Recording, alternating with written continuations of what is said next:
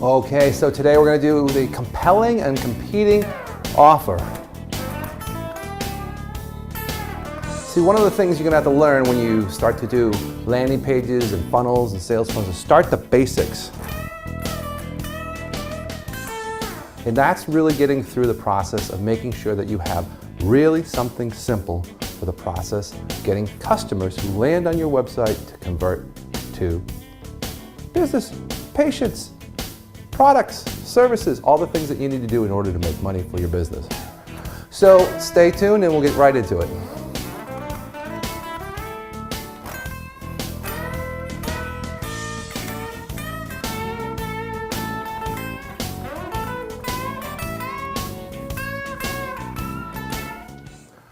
Okay, so we're going to talk about a compelling and converting offer in today's episode. As I mentioned from the beginning, it's really something that brings in either patients or business or clients, basically money into your business. And we need to think about how do we do this? Well, we go through a lot of sales funnel activity. We call it these profit engines.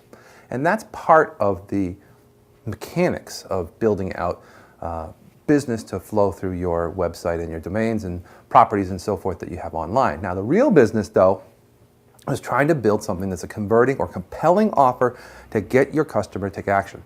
Now, what we typically do is we work on landing pages. So this is kind of, think of your website as a blank slate now, and let's think about your landing page so that somebody's actually interested. So they have found your term, whatever it may be, and they've come to your website or their landing page or whatever piece of content you have that they are on. So now we have to get them to become interested, to become a customer, to do a transaction. Now, a lot of the times a transaction can be an appointment, if you're talking about a doctor or a consultation. It can be a service request, right? If you're doing some sort of service, it could be actually a product, right? It could be something of the nature of actually a phone call, right? Or form fill, or any action that where someone starts to start the process to become engaged with you. Now, the critical component here is emotional content. So what we try and make sure that you think about when you start to do this process, and we help our customers do this, is to think about not the logistical, but the logistical emotional content. Now, that is really the emotional reasons why people buy or make a decision are not always tied to logistic elements. But in the case of when we're trying to prove a point, especially in a sales letter, if you have really good sales copy, it's compelling. And we want to make sure that we have at least bullet points on compelling offers. And the problem we see all the time is that we have all this writing about all the stuff that's very important about this product, service, or offer, and nobody reads it because nobody reads anything. So have your bullet points with emotional, logistical content on it. Or the ones that we see that succeed are the ones that have really good, simple statements that make people think. Now, I want to make sure that this is a part of your thought process to get through the elements of a landing page, because it doesn't need to always be an offer that is money-driven or a percentage off or something of that nature, which is more, let's say, related to the physical attributes of an offer.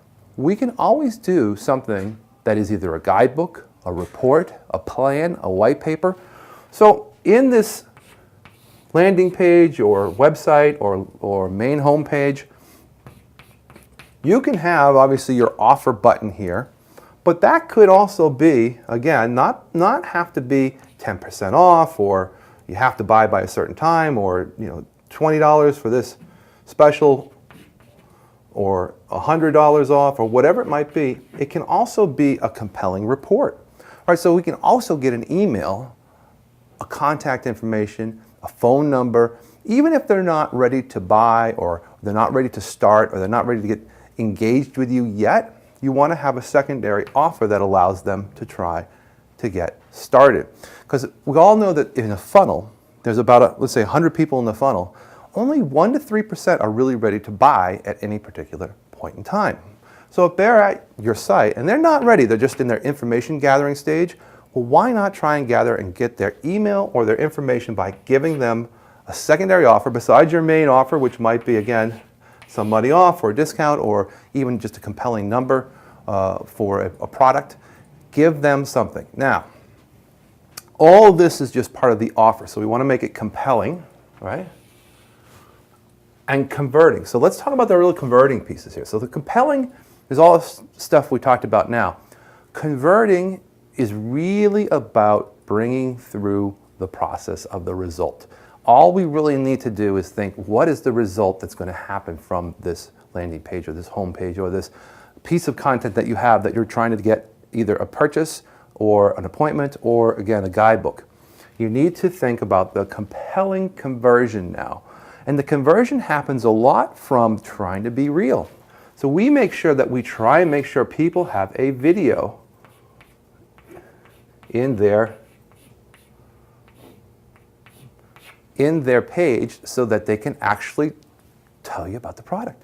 Right? What's really different is that when someone starts to click on a video and see a person, whether it's a doctor, if it's medical, or if it's a person who's trying to sell a service or a product, they're actually emotionally now starting to get the process started.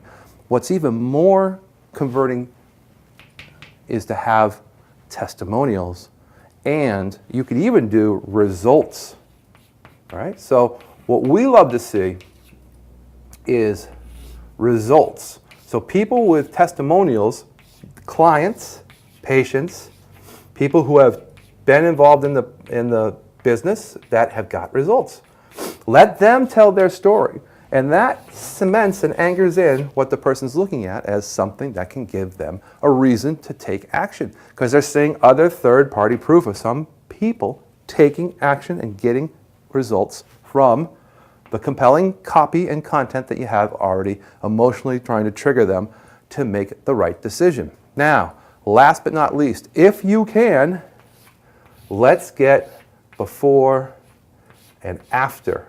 So a lot of the big challenges are people are at the before stage, obviously, and the transition between before and after. Sometimes it's hard to capture this because you have to actually get the person before, but the reality is that when we see the before and after transitions, especially in the medical field, there's amazing changes in how people perceive the product or service.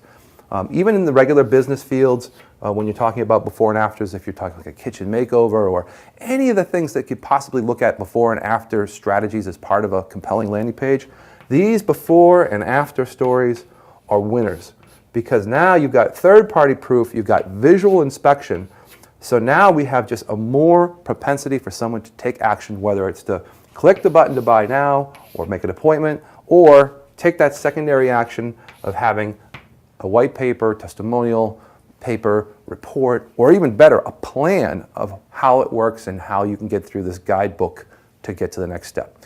Again, this is all transgression of taking someone from a status of where they are, right, where they are now, to a better situation. And obviously, if the better situation is emotionally compelling and converting, the chances are better that you'll get the result you're looking for, which is new business. Hope this helps. We'll see you in the next episode. All right, I hope you enjoyed this episode. You can certainly get started with CustomerBloom if you're interested for a project of your own. Very simply, just go to CustomerBloom.com/start and you can set up a personal meeting with me to discuss your needs. That's CustomerBloom.com/start.